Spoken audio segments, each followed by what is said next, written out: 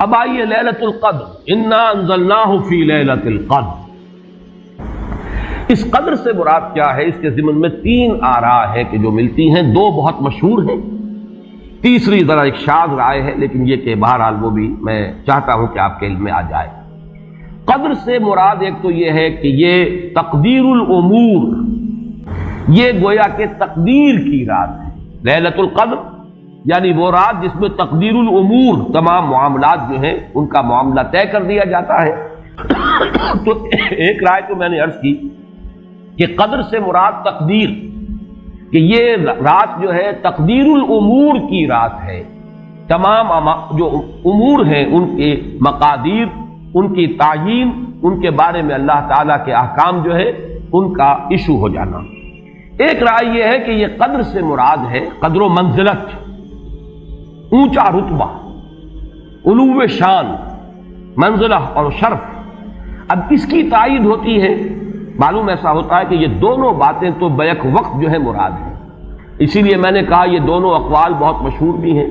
اور میرے نزدیک یہ دونوں ہی اس میں یہ ذو معنیین لفظ کے طور پر یہاں استعمال ہوا، یہ دونوں ہی مراد ہیں۔ یہ رات خود اپنی جگہ پر بھی بجائے خود، جسے ہم کہتے ہیں بجائے خود بھی بہت قدر و منزلت کی رات ہے، اور اس شب میں 1 سال کے معاملات جو ہیں وہ فرشتوں کے حوالے کر دیے جاتے ہیں۔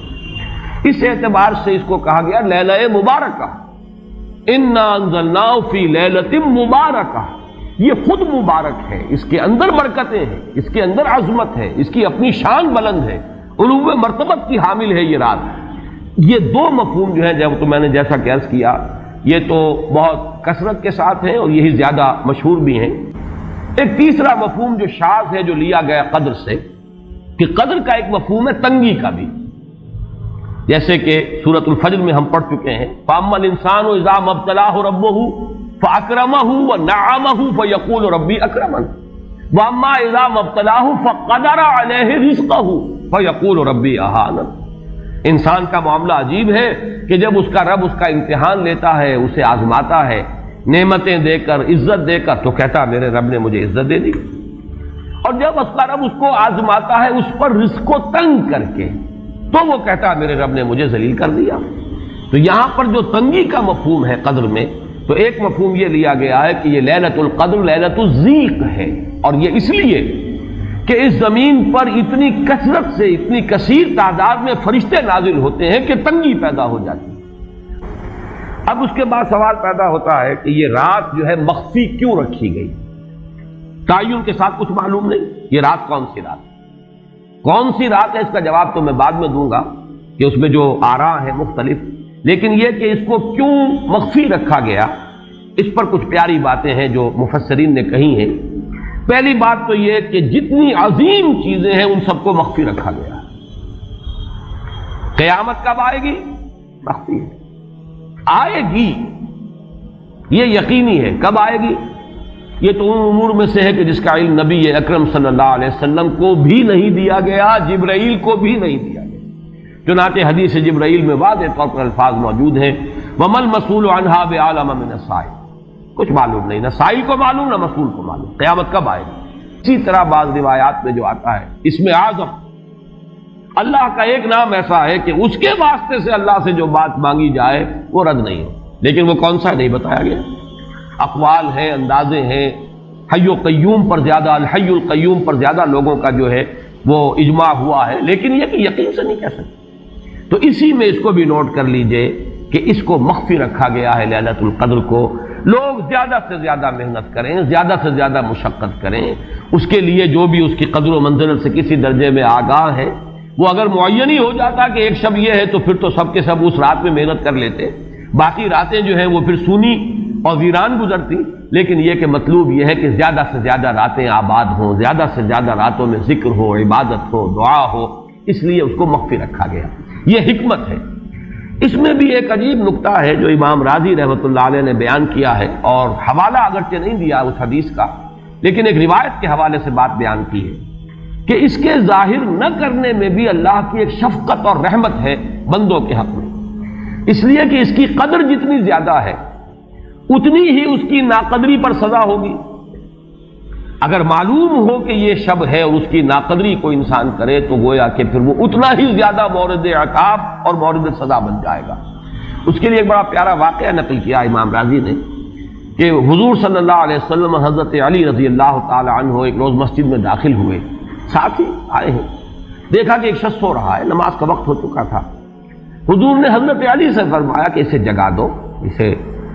ہوش میں لے آؤ تاکہ یہ وضو کرے، نماز کے لیے تیاری کرے۔ حضرت علی نے امتثال امر کیا، جا کر جگا دیا۔ لیکن پھر ایک سوال کیا حضرت علی نے کہ حضور آپ تو خود نیکی کے کاموں میں بہت سبقت فرمانے والے ہیں، سباق بالخیر یہ لفظ آئے، سبقت کرنے والے بہت کثرت کے ساتھ، تو آپ نے یہ جو ہے یہ کام خود کیوں نہیں فرمایا اور مجھے کیوں اس کے لیے آپ نے حکم دیا؟ آپ خود بھی اسے جگا سکتے تھے۔ آپ نے فرمایا کہ تم اس کی حکمت کو سمجھ لو، میرے جگانے پر اگر وہ نہ جاگتا اور انکار کر دیتا تو کفر ہو جاتا اس کے حق میں، اور تمہارے جگانے پر اگر کوئی تساہل سے بھی وہ کام لیتا تو وہ کفر نہ ہوتا۔ تو یہ ایک فرق ہے کہ اللہ تعالیٰ کی طرف سے ایک شفقت ہے کہ حضور صلی اللہ علیہ وسلم جگاتے اور کسی درجے میں وہ انکار کر دیتا۔ کبھی ایسا بھی ہوتا آدمی نیند میں ہے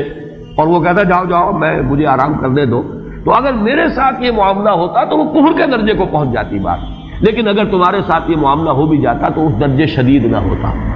تو گویا کہ حضور نے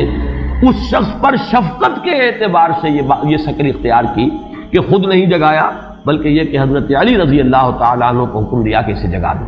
تو یہ نقطہ کہ لیلۃ القدر کے اخفاء میں یہ بات بھی ہے کہ اگر اس کو عیا کر دیا جاتا، معین کر دیا جاتا، تو پھر جو لوگ اس سے غافل رہتے پھر وہ بہت سخت ناقدری کا ارتکاب کرتے اور بڑی سزا کے مستوجب ہو جاتے۔ اب آپ چھٹی بحث ہے کہ وہ رات کون سی ہے۔ اجماع ہے کہ یہ رمضان مبارک ہی کی ایک شب، لیکن رمضان مبارک کی کون سی شب ہے اس پر بعض مفسرین نے تو لکھا ہے کہ 40 قول ہیں۔ چنانچہ صاحب تفسیر مظہری قاضی ثناء اللہ پانی پتی نے، میں نے وہ تفصیل تو نہیں پڑھی، کہ 40 قول نقل، لیکن امام راضی نے جو 9 قول نقل کیے ہیں وہ میں تیزی کے ساتھ آپ کو سنا دیتا ہوں۔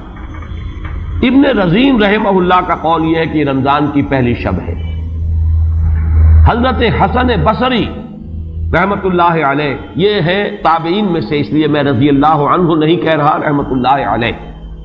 حضرت حسن بصری رحمت اللہ علیہ کی رائے ہے کہ یہ 17ویں شب ہے، یعنی وہ شب کہ پھر جس کے اگلے دن جو ہے وہ غزوہ بدر ہوا ہے، یوم الفرقان۔ حضرت انس رضی اللہ تعالی عنہ مرفوعاً روایت کرتے ہیں کہ یہ 19ویں شب ہے۔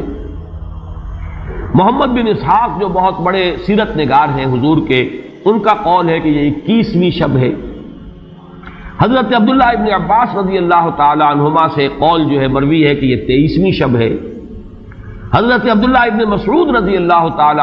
عنہ سے مروی ہے کہ یہ 24ویں شب ہے، اور اس کو میں ذرا اہمیت دیتا ہوں اس لیے کہ 24ویں شب جو ہے سورہ علق کی ابتدائی آیات کے نزول کے ضمن میں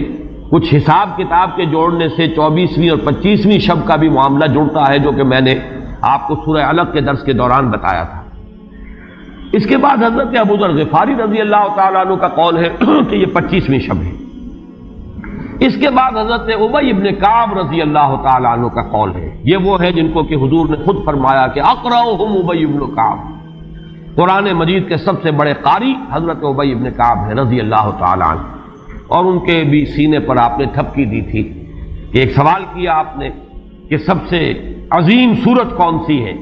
اور جب انہوں نے صحیح جواب دے دیا سورہ فاتحہ، تو پھر یہ کہ اس پر حضور نے تھپکی دی کہ تمہیں اللہ تعالیٰ نے بہت صحیح مناسبت عطا کی ہے علم کے ساتھ۔ ان کی اور صحابہ میں سے بہت سے لوگوں کی رائے، یہاں تک کہ یہ کہا جا سکتا ہے کہ بقیہ اقوال جو ہیں وہ شاذ کے درجے میں ہیں، اور یہ گویا کہ اگر اجماع نہ کہا جائے تو بہت حد تک اتفاق کے درجے میں ہے کہ یہ 27ویں شب ہے۔ اور اس 27ویں شب کے ضمن میں حضرت عبداللہ ابن عباس سے ایک روایت میں پہلے آپ کو بتا چکا ہوں کہ 23ویں شب،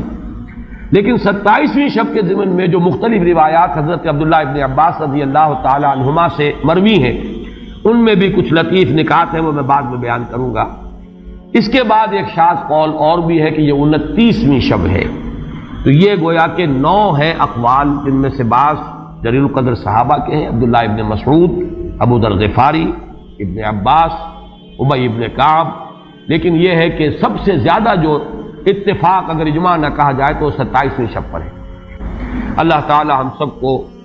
یہ لیلہ قدر اور لیلہ مبارکہ جو ہے اس کی برکات سے اور اس کی قدر و منزلت سے اور اس کے خیرات و حسنات سے متمتع ہونے کی توفیق عطا فرمائے۔